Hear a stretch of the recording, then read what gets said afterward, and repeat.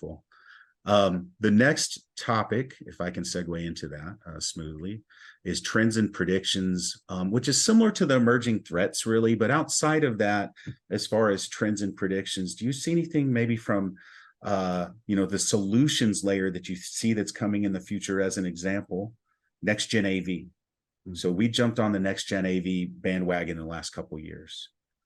I believe that all MSPs are going to be jumping on the next gen AV bandwagon, and also zero trust. But related to those subjects, or any other technological solutions or anything like that that you think will be a trend that people adopt in the next few years? Yeah. So I think on next gen AV, you're right. Everybody's needs to move to that. I think they really won't have an option. I think you're going to see that space consolidate to a certain extent. I mean, there's just a lot of different players out there, and a lot of them are good. But I think, over the next couple of years, you're going to finally see some consolidation and simplification in that area for people. But as you mentioned, zero trust, and, when we can really kind of focus on zero trust network access, which in layman's terms, I just like to call next generation VPN. Okay.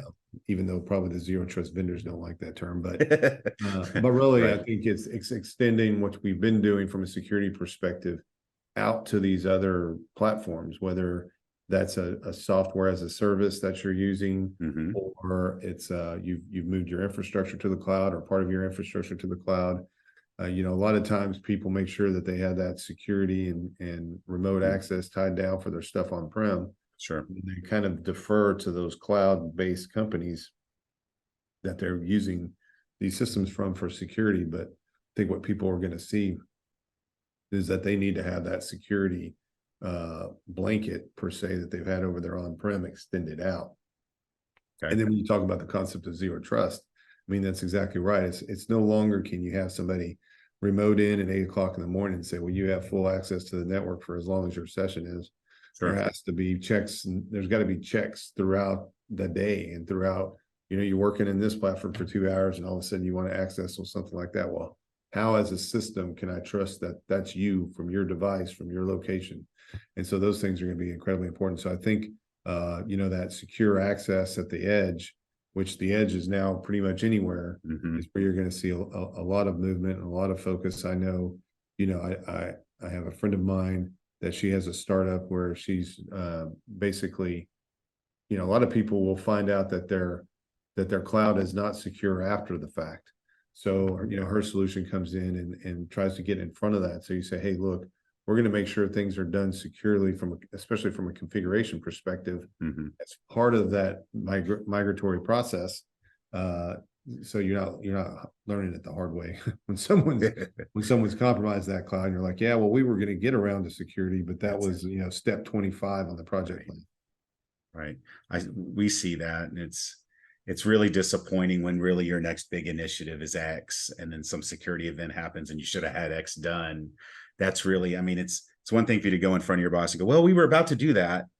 That's a hard discussion to have. Even if you were, it's really, really hard. And that's tough when our clients have to do that. Or, what we see often is we'll take on a new client, and that client's literally onboarding with us, which for us, it's, 30 days of prep, and then we turn on the systems, and then we move forward for another 30 days.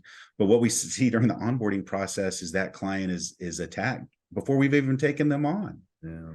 It's wild. It's wild about all this stuff. But then the client says, well, I made the decision to go with IronEdge, so that's great. But it's a wild thing.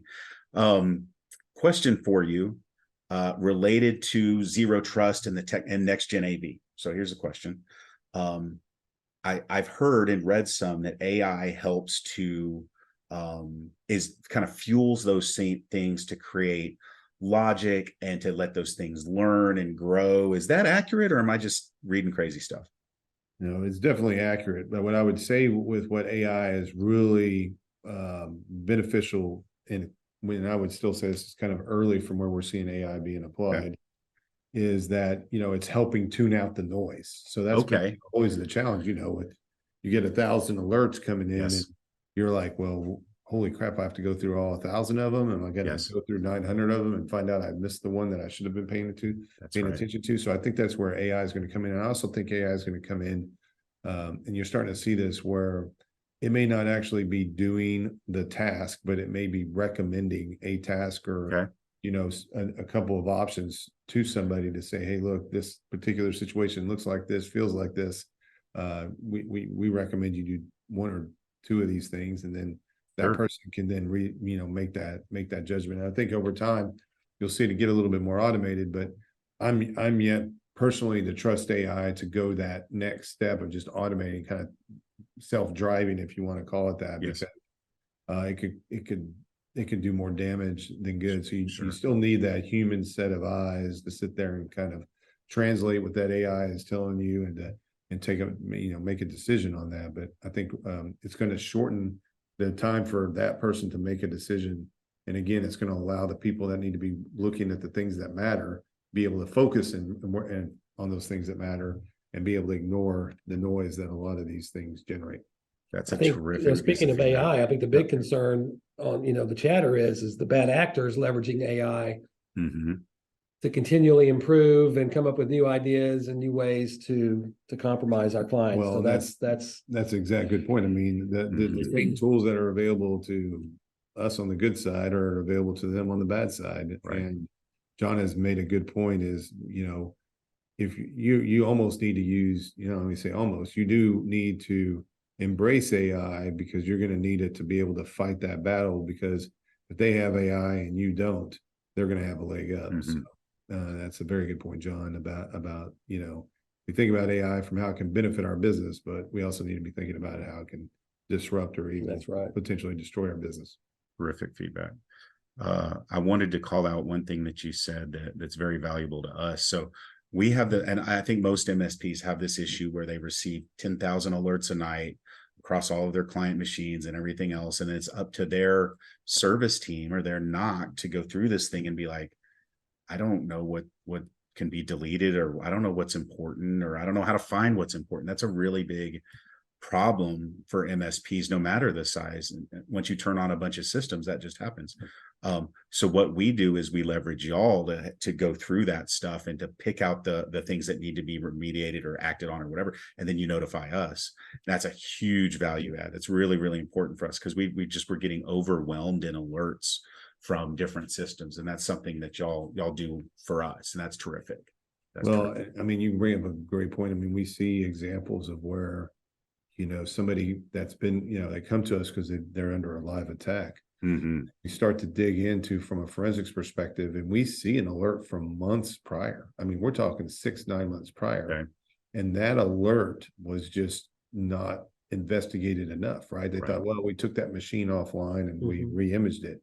Well, no, that was just a single alert, and that's a very easy kind of conclusion to come to. But if they would have taken the time and even, you know, had somebody like us kind of dig a little deeper, we would have said, no, someone has completely compromised your network. You don't realize. Most likely they've compromised every password in your environment.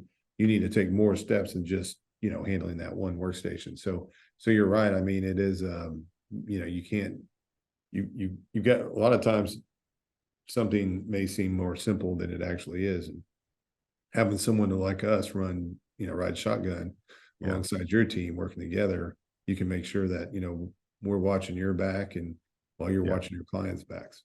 That's exactly right. What differentiates Solis, I think, from a lot of other security providers is because of our experience with incident response and all the cases that we handle. You know, we catch things, we're able to see things from that perspective, because we've been doing it for a long time. Yeah, I mean, you can read all the books in the world, but it doesn't add up to the experience of seeing it real world. Absolutely. Exactly right. Yeah, I had the exact discussion with a client earlier today. I was in their technology committee, and they asked me a great question. They said, can your team somehow take the content of an incoming ticket and make these things sort of automatically happen from the content? I said, not really. I said, we have to have somebody that sees it, reads the ticket detail, can think, oh, that may be this thing, I need to go look at it. And that human component is just in IT, whether I'd like it to be or not. It's always going to be there. There's always somebody somewhere that's to look at something, goes, no, we need to escalate this. This is a problem. I saw it 10 years ago, whatever. Yeah. But that's AI may help call those things out in the future, but it's not going to replace the human component of it. No, you're right.